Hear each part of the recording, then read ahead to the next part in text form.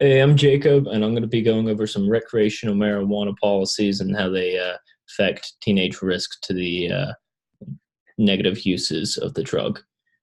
So, first, I'm going to look into some past research. Studies have shown that frequent marijuana use can be dangerous to adolescents. It slows down mental development, which can carry over to adulthood. And these are long term effects. This is after use of the drug is stopped. So, once the damage is there permanently as it does affect development. In terms of education, some studies show no negative effects of recreational marijuana policies in terms of high school grades or suspension or expulsion rates. And those studies focus on Colorado and Washington, the two states who have recreationally legalized the use of marijuana. They did so in 2012. Since some states have done so as well, such as California, Massachusetts, but these two being the first two states is the first two we're going to see the data on. So how do recreational marijuana laws affect underage use in the state? So here we have before recreational marijuana laws 2010 to 2012. Here we have after 2013 to 2015. The study focused on the 8th grade, 10th grade, and 12th grade, and the usage before the laws and after the laws in Colorado, Washington, and then also non-recreational marijuana laws, so states that have no laws on the books. So in Colorado, we see it's the exact same in the 8th grade. You see a decrease in the 10th grade from 17 to 13.5%, and then a slight decrease in the 12th grade before and after the laws. In Washington, however, you see a 2% increase in the 8th grade, a 4% increase in the 10th grade, and then a 0.6 increase in the 12th grade. Now, these increases wouldn't be statistically significant if it weren't for the fact that we're not following the trend.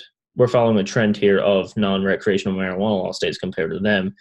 We're not following it whether or not it increased or decreased. So when you factor in that non-recreational marijuana law states decreased by 1.3%, 1%, and then 0.2%.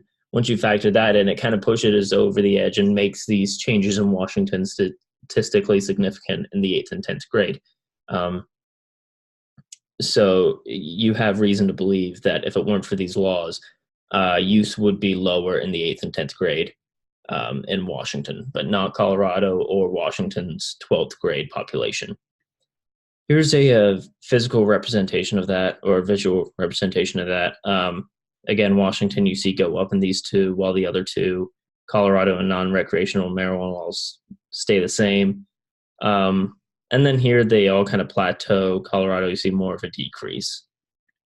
So what is the underage perception of the drug? Again, 8th, 10th grade, Colorado, Washington, before and after the laws. In Colorado, you see a 2.7% change, 10% change in the 10th grade, and then a 2% change in the 12th grade. In Washington, 8th grade, you see a 14.2% change, 16.1, and then only a 2.8% change. In non-recreational marijuana law states, 4.9, 7.2, 8.6. Again, they are all significantly going down, and especially if you look at the overall numbers, there's a 20% difference in Colorado's 8th and 12th grade.